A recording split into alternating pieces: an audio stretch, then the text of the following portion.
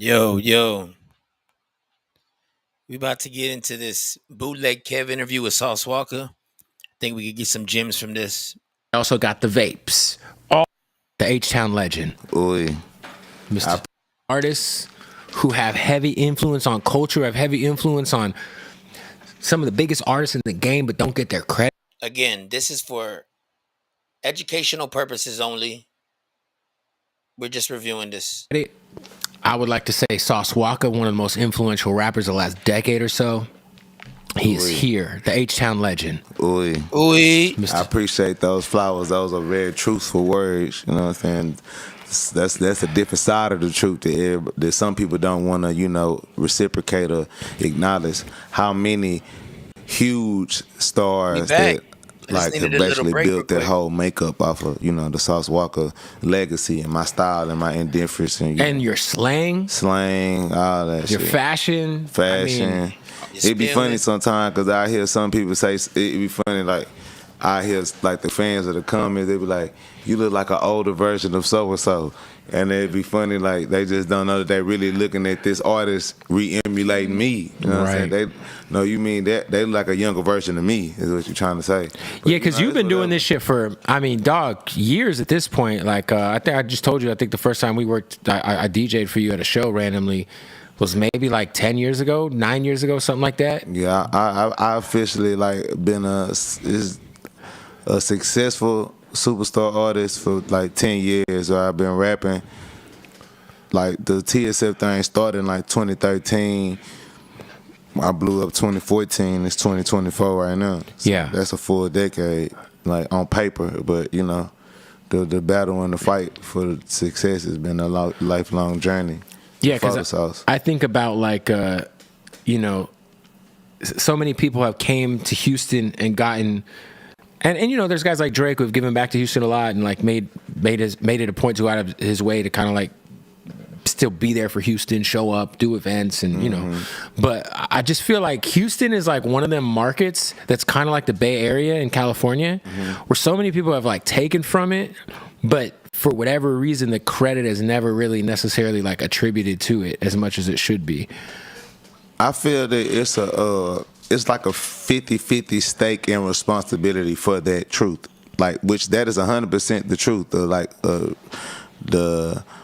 The legacy and the lineage of Houston has been appropriated and recycled without Houston getting the recognition and the flowers or the opportunities that comes from the ideas and the culture and the essence of Houston. But I blame 50% of the responsibility of that on the industry. I blame the other 50% on the city of Houston, Texas, because we have become more of a consumer's market than a seller's market, and that's not the origin of Texas sound.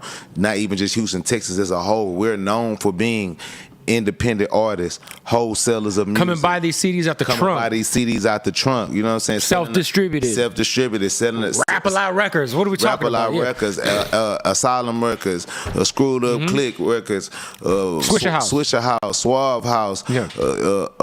Shout out to Tony Draper. It goes on and on. Dope House. It goes on and on. All of these are independent, multi-millionaire record labels and distributions. South distributions. I can just keep going on.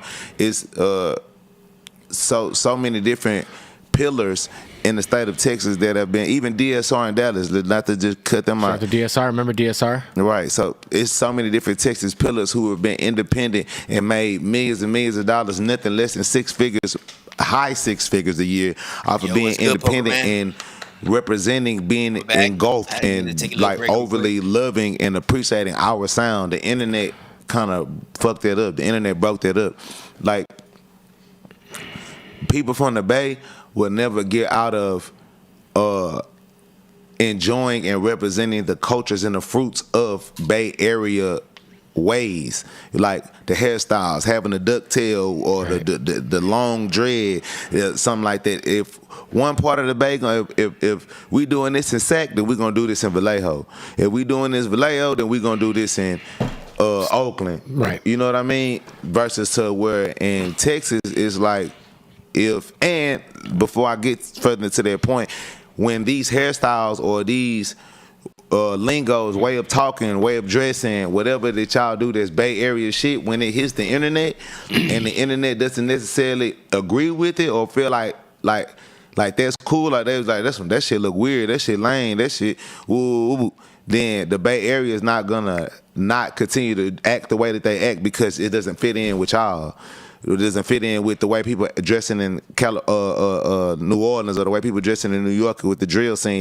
The Bay doesn't give a fuck about that. Right. The Bay is gonna be the Bay. If we thizzing, we thizzing. If we, you know what I'm saying, whatever we own, pimping, whatever style of music that we own, they own it. Versus to whereas in Texas, like you have a large amount of our community that wants to fit in with what they see on the internet more or less than continue to create and be indifferent on the internet and own your identity. Like when you go to Florida, they own their identity. The gold teeth, the dunk cars, right. The style of dressing, the wick hairstyles, the Haitian culture. Like all of this shit is things that empowers their culture, it empowers their music, it empowers their economy as well, because there's certain essence and things that you have to go to their market to buy if you want it done correctly. So it's like with Houston, if you want a correct iced out grill permanent in your mouth, you're going to come to Houston. Yep. If you a rap artist and you want your teeth to look, if you want to compete with the teeth that's going around in the world and the jury that's going around the world and not look like you spent less money or got some bullshit,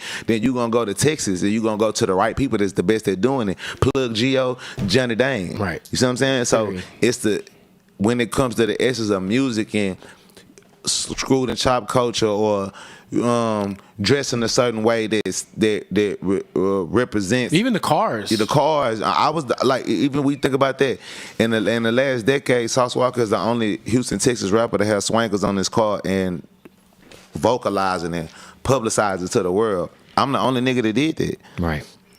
Yeah, it is interesting to think. Like, that's weird. Because when I was like, obviously, shout out to Paul Wall and all those guys. Like that was like the first time I ever saw those fucking rims. Yeah. And salute to Paul Wall. Like the legends, our legends. Mike Jones, Slim Thug. All our legends, they keep the fruits of our culture. You know what I'm saying? Done like in people's face, permanent. They keep it like existing. They keep it like, you know what I'm saying, to the forefront. We talking about the younger generation. The younger generation and the current generation is who plants the seeds to the future. Right. So if the people that's between the ages of 35 to 25 is not doing it, then that means the people that's from the ages from 25 to 15 are not going to want to do it. Right. You know what I'm saying? Because between 15 and 25, these are the young adults who are on the TikTok, who own all the social media platforms. They